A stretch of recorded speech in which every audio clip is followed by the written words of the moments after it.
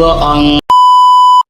hanya memikirkan satu peraturan penting. Kenapa kau lakukan hari ini kalau kau bisa melakukannya besok? Hahaha. Few moments later.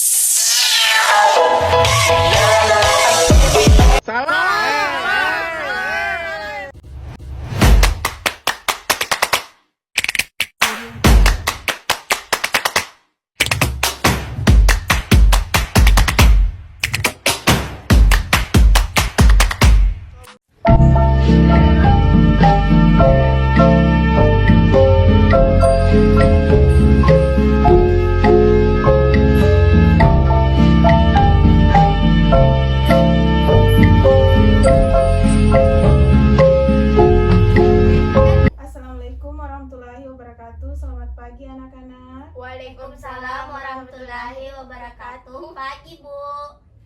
Apa kabar kalian hari ini? Baik, Ibu. Sebelum kita mulai pelajaran, alangkah baiknya kita berdoa terlebih dahulu. Doa dimulai. Doa selesai. Nah, selanjutnya Ibu akan absen. Satriani, Hadir. Dewi, Hadir, Bu. apa ada yang tidak hadir hari ini? Afdal tidak hadir, Bu. Kalau boleh tahu kenapa ya? Sakit, Bu. Oke, kita doakan Afda semoga bisa cepat sembuh dan bisa belajar bersama kita di sini. Amin. Baiklah anak-anak, hari ini kita akan belajar mengenai daur air. Sebelum masuk ke materi, Ibu ingin tanya, apa di antara kalian ini ada yang tahu apa itu air dan biasanya digunakan untuk apa? Air biasanya digunakan untuk mandi, Bu. Bagus. Kalau Satriani tahu nggak air biasanya digunakan untuk apa? Digunakan untuk cuci motor, Ibu. Oke, bagus anak-anak. Daur air adalah suatu proses perputaran air secara terus-menerus dari bumi ke atmosfer dan kembali lagi ke bumi. Proses ini itu terjadi secara alami dan sangat penting bagi kehidupan makhluk hidup. Tanpa daur air, manusia, hewan, tumbuhan tidak akan mendapatkan air untuk minum, mandi, dan juga tumbuh. Daur air juga disebut dengan siklus hidrologi. Peristiwa ini terjadi setiap hari dan tidak pernah berhenti. Proses daur air terdapat beberapa tahapan. Yang pertama adalah evaporasi atau penguapan. Yang kedua ada kondensasi atau pengembunan. Yang ketiga ada presipitasi atau hujan, dan yang terakhir ada infiltrasi dan aliran permukaan. Nah, sekarang kita akan bahas yang keempat itu. Sekarang kita akan bahas apa itu evaporasi atau penguapan air. Air dari laut, sungai, danau, dan kolam terkena panas matahari lalu menjadi uap air. Tumbuhan juga ikut menguap air lewat daunnya. Yang kedua ada kondensasi atau pengembunan. Nah, kondensasi atau pengembunan ini merupakan uap air yang naik ke langit, akan mendingin dan berkumpul membentuk awan. Yang ketiga ada hujan.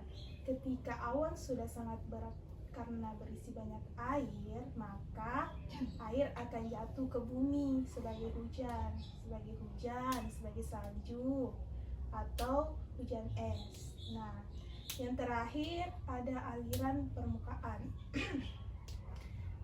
Air hujan yang biasanya jatuh ke tanah meresap ke dalam tanah menjadi air tanah, sebagian lagi mengalir di permukaan tanah menuju sungai dan akhirnya kembali lagi ke laut. Nah, sampai sini ada yang mau bertanya? Coba cepat. Ada yang mau ditanyakan nggak? Atau ada yang kurang dipahami nggak? Atau ibu yang bertanya? Sekarang ibu mau tanya, tadi kan kita bahas hujan. Ada ndak yang tahu apa itu hujan dan bagaimana prosesnya?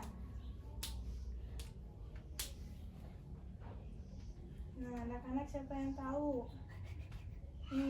Proses terbentuknya hujan yaitu air dari laut, sungai, kolam yang menguap dan terkena sinar matahari dan menguap menjadi apa nih? Lupa, Bu. Nah, Ibu luruskan ya. Hujan itu terjadi ketika terjadi penguapan pada air laut. Tadi kan Dewi ini bilangnya di danau, di apa namanya, di danau, di sungai. Itu enggak ya. Jadi hujan itu awalnya terjadi di laut. Nah, terjadilah proses penguapan ke awan. Nah, setelah awan itu berat atau penuh, maka terjadilah yang namanya hujan. Nah, selanjutnya Ibu akan memperlihatkan video kepada kalian. Nah, video ini tentang siklus air. Tentang siklus air. Ya, silahkan atau disimak ya air anak-anak. bersama aku. Air adalah sumber kehidupan di bumi yang banyak digunakan untuk berbagai kebutuhan. Misalnya, kita menggunakan air untuk mandi, mencuci pakaian, minum, menyiram tanaman, dan lainnya. Beruntungnya, air merupakan sumber daya alam yang bisa diperbarui karena jumlahnya sangat banyak. Kan, jumlah air di bumi seolah-olah tidak akan habis. Hal ini disebabkan karena adanya proses daur air. Secara umum, proses terjadinya daur air atau siklus air di bumi terdiri dari 4 tahapan. Tahapannya yaitu penguapan, kondensasi, presipitasi, dan infiltrasi. Air di laut, sungai, dan danau menguap akibat panas dari sinar matahari. Proses penguapan ini disebut evaporasi. Pada proses ini, terjadi perubahan zat cair menjadi zat gas yang terkumpul di bagian atmosfer bumi. Ada juga bentuk evaporasi.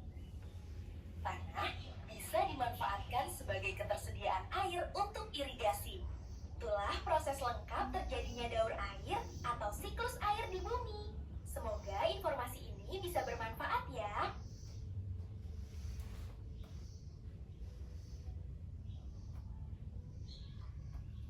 Nah, tadi 4 tahapan dari proses daur air. Jadi sebagai kesimpulannya, manusia sangat bergantung pada air. Kita butuh air hujan untuk mengisi sungai, sumur, dan waduk, supaya sawah bisa ditanami dengan baik. Hewan minum dari sungai dan tumbuhan menyerap air dari tanah untuk tumbuh. Karena daur air penting, makanya kita harus menjaga kelestarian. Tadi penjelasan kesimpulan dari materi kita hari ini. Selanjutnya, apa ada yang ingin kalian tanyakan mengenai penjelasan Ibu yang tadi sebelum kita menutup pelajaran? Tidak ada, Ibu. Kalau kamu, Satriani, ada nggak? Tidak ada, Ibu. Tidak ada ya. Jadi Ibu anggap semua materi hari ini kalian sudah paham ya. Iya, Bu. Nah, sebelum menutup pelajaran kita akan melakukan ice breaking dulu karena Ibu ngeliat kalian ini sangat-sangat loyo ya. Oke, tepuk semangat. Semangat. Oke, terima kasih anak-anak untuk hari ini. Sampai ketemu di pertemuan selanjutnya ya. Dan Ibu berpesan semoga materi yang Ibu sampaikan tadi kalian ingat baik-baik ya. Ya, Bu, insyaallah. Oke. Sekian dari Ibu. Assalamualaikum warahmatullahi wabarakatuh. Waalaikumsalam warahmatullahi wabarakatuh.